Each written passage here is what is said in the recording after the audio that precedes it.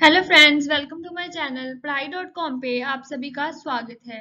तो आज हम पार्ट 2 ऑफ इम्पोर्टेंट साइंटिस्ट शुरू करने जा रहे हैं। तो इसमें सबसे पहले साइंटिस्ट हैं कार्ल लिनियस, जिनको फादर ऑफ जियोलॉजिकल क्लासिफिकेशन भी बोला जाता है। तो इनका बर्थ जो है इनका, ये बेसिकली बिलोंग करते थे स्वीडन से, वहाँ के बॉटनिस्ट थे। और इन्होंने बायोनॉमियल नॉमेनक्लेचर, अब आप लोग देखिए कि अर्थ पे कितनी ज्यादा डाइवर्सिटी है, कितनी ज्यादा लाइफ फॉर्म्स एग्जिस्ट करती हैं। अब साइंटिस्ट को उनको पढ़ना है तो उनका नामकरण तो जरूरी है ना। तो इसलिए इन्होंने बायोनॉमियल नॉमेनक्लेचर इंट्रोड्यूस की, जिसकी मदद से आज साइंटिस्ट को बहुत हेल्प हो रही है और स्पीसीज को बहुत इजीली जो है उनका नामकरण किया जाता है और उनको अब फाइंड करना भी इजी हो जाता है ना, उनके नाम के बेसिस पे। तो आज के अगर टाइम पे देखें तो 8 टेक्सास हम मानते हैं। तो बेसिकली इन्होंने तो किंगडम से लेकर स्पीसीज तक ही दिया था। ये आप लोग प्लीज इस बात को नोट कीजिए, ये डोमेन जो है ना ये बाद में ऐड किया गया है। तो इसको अगर आप लोगों को याद करना है तो मैं आपको एक शॉर्ट ट्रिक भी बता सकती हूँ। कीप, इसको के से कीप, पी से पोर्ट, सी से क्लीन, ओके, ओ से कीप पोर्ट्स क्लीन, अदरवाइज, ओ से अदरवाइज, एफ से फैमिली, फैमिली से फैमिली याद रखिए, अदरवाइज फैमिली, गेट, जी से गेट, एस से सिक। सो इस लाइन को याद रखिए, आप कभी भी कंफ्यूज नहीं होंगे। Kingdom, phylum, class, order, family, genus, species. तो ये ऑर्डर को याद रखिएगा। ये जो यूजली एग्जाम्स में पूछा जाता है, अगर एमसीक्यूज आ रही है तब भी पूछा जा सकता है, अगर आप थ्योरी का पेपर देने जा रहे हो तब भी आ सकता है। तो इसको याद रखिएगा। एक बार मैं दोबारा आपको ट्रिक बता देती हूँ। Keep ports clean, otherwise family get sick. ठीक है, इसको नोट कर लीजिएगा। अब बुक्स तो बहुत ही ज्यादा इंपॉर्टेंट है, बुक्स तो हमेशा एग्जाम्स में आती ही रहती हैं। और इनकी सिस्टमा नेचुरी, ये बुक तो काफी ज्यादा ही इंपॉर्टेंट है। मतलब मैंने जितने भी एग्जाम दिए उसमें 2-3 बार ये बुक देखने को मिली है। तो books is very important part if you are learning about scientist. तो इसको प्लीज नोटिस कीजिए, ध्यान से इसको पढ़िए। और next, now let's move to next scientist. So now talking about next scientist, he is wonder Planck. पूरा नाम इनका जेम्स एडवर्ड वंडर प्लैंक है।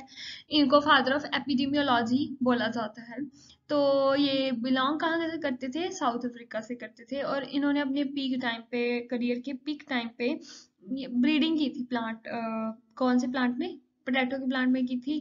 और वहाँ पे इन्होंने बहुत अच्छी वैरायटीज जो है वहाँ पे डेवलप करी, जो बहुत अच्छी थी प्रोसेसिंग में। ठीक है, बहुत अच्छी थी, अर्ली मेच्योरिंग वैरायटीज थी। तो उन्होंने वहाँ पे एक कल्टीवार ऐसी भी थी जिसका नाम इनके नाम के पीछे रख दिया था। और तो और इन्होंने ना ये हॉरिजॉन्टल रेजिस्टेंस का कॉन्सेप्ट और वर्टिकल रेजिस्टेंस का कॉन्सेप्ट, ठीक है, इसको भी बताया था। तो हॉरिजॉन्टल रेजिस्टेंस और वर्टिकल रेजिस्टेंस क्या होती है ये हम बताते हैं।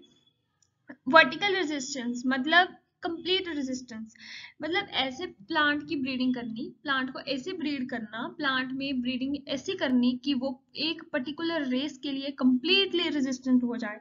लेकिन हॉरिजॉन्टल रेजिस्टेंस में वो प्लांट सभी मतलब बहुत सारे स्ट्रेन्स को रेजिस्टेंस होता है, वहां पे हम जनरल रेजिस्टेंस की बात करते हैं। ये थोड़ा वर्टिकल रेजिस्टेंस एक पर्टिकुलर रेजिस्टेंस में आ जाता है।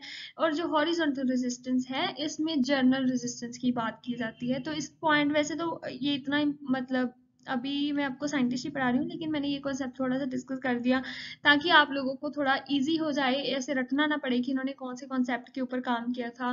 क्योंकि जो जो बातें फेमस होती है ना, जो जो इनके कॉन्सेप्ट फेमस होते हैं ना, वो एग्जाम में पूछने के चांसेस होते हैं।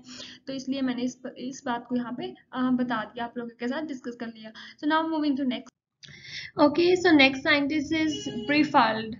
He is called father of pure culture. इनका पूरा नाम जूलियस ऑस्कर ब्रीफाल्ड था और ये जर्मनी के बॉटनिस्ट हैं। इन्होंने artificial culture of microbes method को डिस्कवर किया था कि जैसे बहुत सारे आपको पता ही होगा कि माइक्रोब्स को हम लैब में भी ग्रो कर सकते हैं, उनको कल्चर कर सकते हैं। ठीक है, तो वो मेथड इन्होंने डिस्कवर किया था। तो इस चीज को याद कर लीजिएगा। सो नेक्स्ट साइंटिस्ट इज पीए माइकेली। इनका पूरा नाम पायर एंटोनियो माइकेली है। तो इनको फादर ऑफ माइकोलॉजी बोला जाता है। बेसिकली ये इटली से बिलोंग करते थे, इटली से बिलोंग करते थे।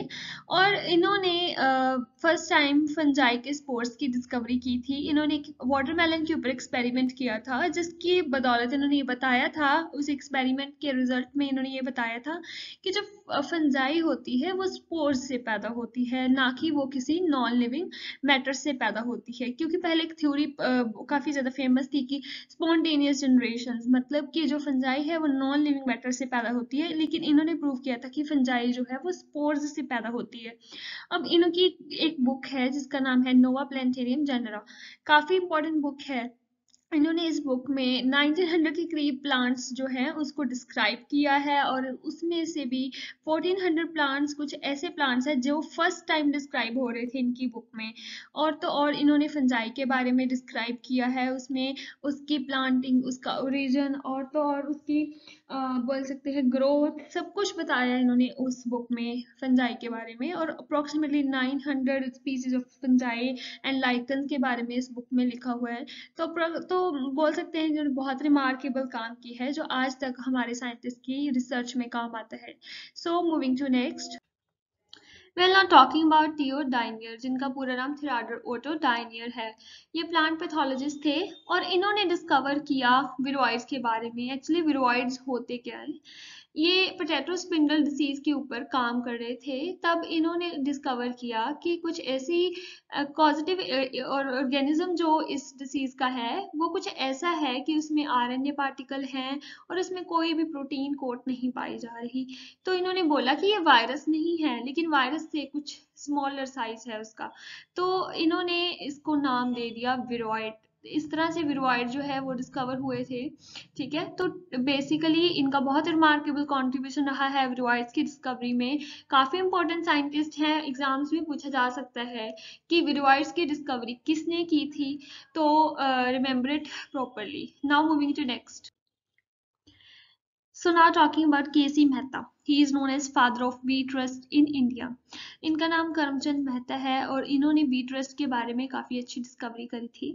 तो इन्होंने अपनी स्टडी में ये बताया था कि जो हिली एरियाज हैं वहाँ से स्पोर उड़ के ब्लो करके प्लेन एरिया में जा रहे हैं, जिसकी वजह से जो रस्ट है वो इंडिया में फैल रही है।